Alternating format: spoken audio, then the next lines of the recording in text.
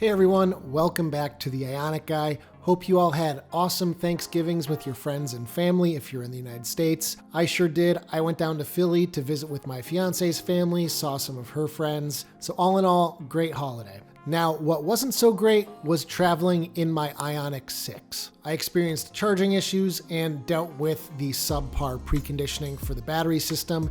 And in today's video, I'm going to talk about it and talk about some of the things that need to improve.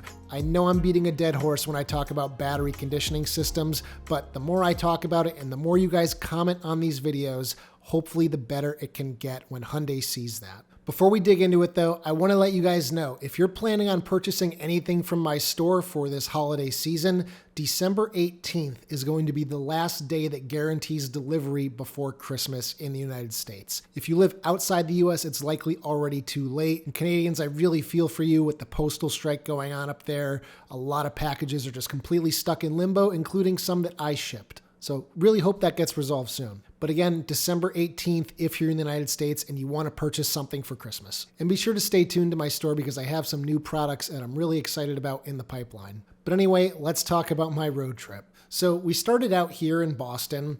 I have my Ioniq 5 here at my apartment with me. The Ioniq 6 has been back in Connecticut just because we don't want to have to pay for a second parking space here, so we kind of swapped them out.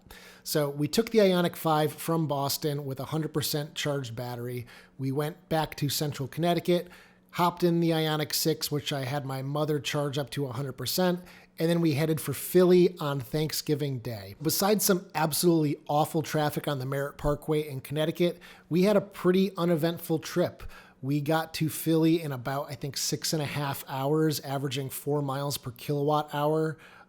Great efficiency, but keep in mind our average speed was pretty low because of those like 40 or 50 miles of basically bumper to bumper traffic. Once we got through New York City, it was basically smooth sailing. The New Jersey Turnpike and 95 were pretty much completely clear until we got into Philly at about, I think, 6 or 7 o'clock at night. Now, when we arrived in Philly, we had 30% state of charge left on the Ioniq 6. So obviously, we were going to have to charge to get back home. My whole thought process the whole time, because we couldn't plug in at their house, was I would just wait until I saw the nearby Electrify America station open up, and then I would just go plug in for 20, 30 minutes and be on the way. Now, of course, it didn't work out that well. So first things first, we had a few short trips that we had to do in the first day or two. So we ended up taking the battery from 30% down to 20%. And you'll find out soon why that screwed me. But anyway, I monitored the Electrify America station. There was one within 4 minutes of the house I was staying at, so I said, cool, when I see it opens up, I'll just zip over. There are two 50 kilowatt chargers and two 150 kilowatt chargers at it. And obviously, if you have an Ioniq 5, you would prefer a 350, but a 150 still isn't the end of the world because typically you'll see around 175 kilowatts on one of those 150. So 10 to 80% is about 20, 22 minutes. So Friday night, I'm looking at Electrify America stations in the area. Everything is full, and it's full all day. There were stations I would see that opened up for maybe 5, 10 minutes, but by the time I opened up the app again and checked, they were all full again. So that led me to believe that there was just a line at every single station around Philadelphia. I posted about this on the Facebook group, and some people left comments saying that the rideshare drivers in Philly will just take their lunch break, take their dinner break at the Electrify America station, and just sit there, hog the charger, charge from 0 to 100% for an hour. And then they'll go on their way, and then the next rideshare driver just comes in. And most of them seem to be driving Chevy Bolts, which we all know charge extremely slowly, slowest charging cars, charging to 100%. You couldn't ask for anything worse. So I waited until about 10 p.m. that night and saw that one of the other charging stations in the area had a couple 150s available. This one was 4 150 kilowatt stations. And it was a little bit further. It was like a 15-minute drive to get there versus 4 minutes to the one that was closer. But I said, whatever, I can precondition the battery. Now, stupid me completely forgot that I took those shorter drives and I was down to 20%. Now, why is that important? Because with my Ioniq 5, 20% is the point where you can no longer activate battery conditioning. If it's already engaged, it'll run down to like 19 or 18%, but if you try starting it at 20%, I have personally had no luck. It is like around freezing outside, so the battery pack was completely frozen. There's nothing I can do. So I drive the 15 minutes to the Electrify America station. So I plugged in at 18% state of charge, and what did I get for power to the car? 70 kilowatts. Oh joy. I sat there for 36 minutes to go from 18 to 81%. The maximum charging speed I saw was 121 kilowatts, and it was for a brief, like maybe 2-3 minutes. Now, when I was about 2/3 of the way through my charging session, another Ioniq 6 pulled up and was waiting behind me to take the spot that I was parked in. The reason I am so annoyed by this situation is it could have been completely avoided if Hyundai just gave me the option to use battery conditioning below 20%. I say this all the time, but it is my car. Let me use it how I want to. Battery conditioning is going to use maybe 5-8% of the battery capacity, but it's going to save me so much time and allow more throughput at these already limited chargers, especially in cities. When I posted about this in the Facebook group, somebody pointed out that in Philadelphia, you don't have a lot of driveways. You don't have a lot of garages. So a lot of people who own EVs can't plug in their cars at home, and they're completely reliant on public charging.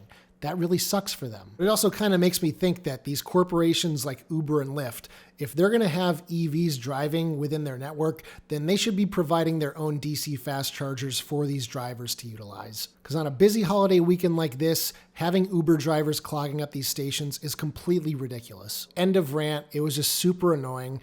I had plenty of capacity to go like 3 miles to the station. I was just going to leave it on the street, preconditioning for 25-30 minutes to get it nice and warmed up, and then head over. So anyway, on to the next day.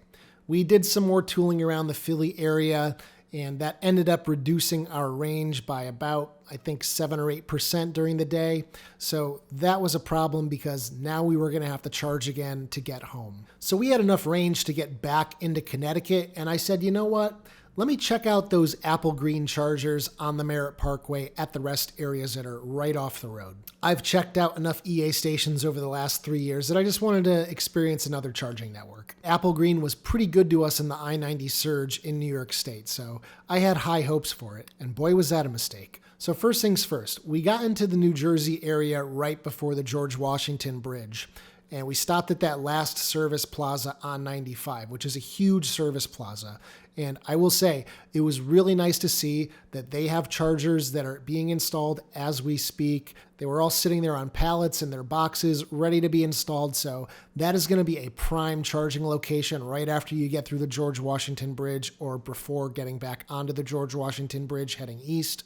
So I'm really hoping to see those in the next few months. But we ended up heading north and skipped the George Washington Bridge. We went up to the Mario Cuomo Bridge, and it was pretty much clear sailing. It was like 10:30 at night, so traffic wasn't too bad. We got over the Mario Cuomo Bridge, and I was like, let me just pull up the navigation system in the car and try to start getting the battery preconditioned for the next charger. So you guys know I like using Waze in my car for navigation, so I didn't really want to use the built-in route planning, but I know I needed to in order to activate battery conditioning.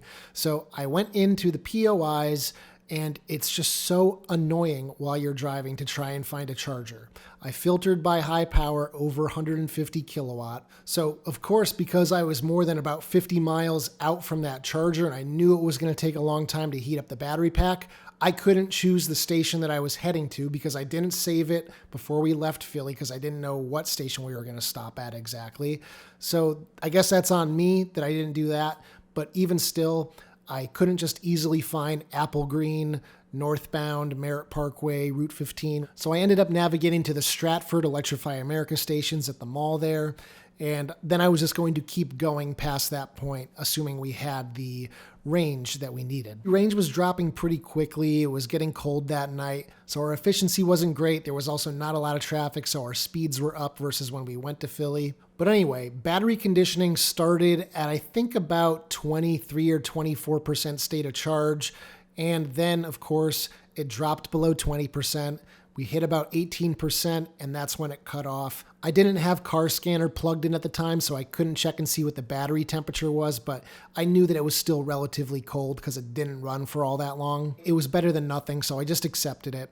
And then we drove probably another 30 minutes, 40 minutes past that point. So the battery then was going to cool off a bit. So all in all, not well executed. So we kept going on our way to that Apple Green charger northbound on the Merritt Parkway in North Haven. We got there and I said, oh great, there's a Chevy Bolt. It's parked sideways, blocking 2 chargers, and there were only 2 others that were available. So I took the one in front of the Bolt. They were kind of splitting the first and last charger. So I get out, go to plug in, and what does this say? Card reader broken. Fantastic. Let me move the car and try the 4th station. We park the car, try to plug in, and that's when the owner of the Chevy Bolt gets out of her car and she's like, oh, I tried that one didn't work. You can see it says the payment isn't working. She told me that she picked the only charger that had a working payment terminal. And I said, great, I guess I'll just wait.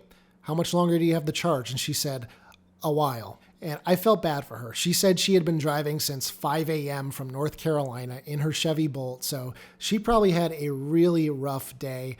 I didn't want to get in her hair and stress her out anymore. So I sat at the 4th charger and I said, what can I do?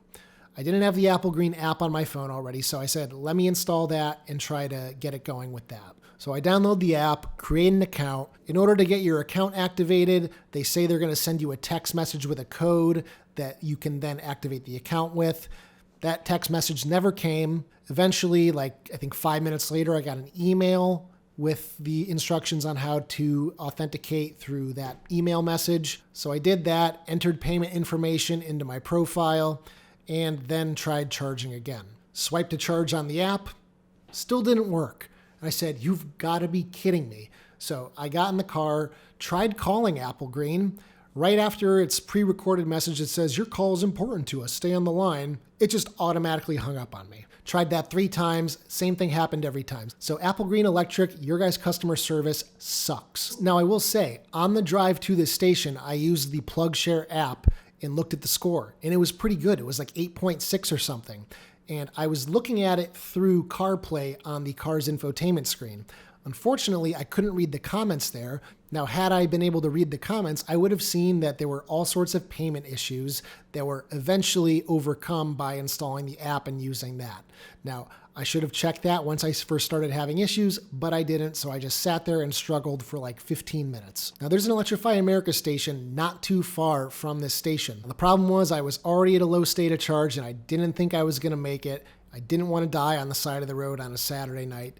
My fiance would have been super annoyed with me, so I said, you know what, we'll just sit here and wait. Went into the rest area, used the bathroom, came back out, and I said, you know what, let me try and charge one more time. So I plugged in, swiped to charge on the app, and boom, it started. Hallelujah! Now, because the battery was already a little warm, charging wasn't as bad as it was the day before at the Electrify America station. I think we maxed out at like 140, maybe 150 kilowatts. We only needed to add about 15-20% to the battery, so it was a super quick charging session. So I get out of the car to unplug, and the Bolt owner gets out, and she's like, oh, were you able to get it going? I said, yeah. She's like, oh, that's good. She's like, I was getting ready to unplug so that you could plug. And I said, no, please don't. Do your thing. We're good to go. So after all that, all of our charging needs were taken care of for the rest of the trip. But here we are at the end of 2024.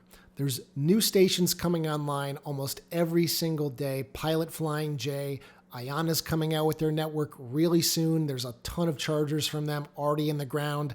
Most of the sites just need a transformer at this point. And it's just still so sad to me to see that on one of the busiest weekends of car travel in the United States, we are still experiencing all these issues with chargers. Don't you think that Apple Green would have said, hey, Thanksgiving's here, let's make sure all of our chargers are up and running? Apparently not, because based on the PlugShare app, these chargers have been having payment issues for a while now. The first charging session in Electrify America wasn't really EA's fault. I mean, the fact that they have these weak 50 kilowatt chargers all around the city of Philadelphia is their fault. They really need to have at least 150s at every single charging stall. But for all of us who own 2021 through 2024 Ioniq 5, EV6, Ioniq 6, All these cars, we're all limited by what we can do with battery conditioning. We cannot activate below 20% state of charge, and that is a damn shame. I want to do it. Let me do it. Give me a freaking button like an EV9, Ioniq 9, Kona Electric, the Ioniq 5N. All these new cars have it. Why can't it be issued as a software update? I'm just hoping that the more I keep pressing this issue, hopefully Hyundai will listen and maybe they will give us this in a software update. It's just so annoying that we have a car that is capable of doing 10 to 80% in 18 minutes, yet for half the year, because the United States gets pretty cold for a good chunk of the year, you cannot charge that fast unless you are spending time conditioning the battery. Anyway, guys, rant over. Let me know down in the comments section, how was your Thanksgiving travel, if you did any? The more you guys voice your experiences down below, the more likely Hyundai is to take action on this problem. And I especially feel for any of you 2022 Ioniq 5 owners that bought the rear-wheel drive that doesn't have battery heating. And the fact that Hyundai introduced it on the 2023 model year is a real kick in the balls to anybody who bought one of those cars. So anyway, guys, if you liked today's video, give it a thumbs up. Check out my store again. Again, check out my store at ioniqguy.com for cool accessories for your Hyundai, Kia, or Genesis EV. Consider becoming a channel member for as little as 99 cents per month. For $2.99 per month, you can get early access to all of my videos and see them before anybody else. And as always, I will see you guys in the next one. Take care, everybody.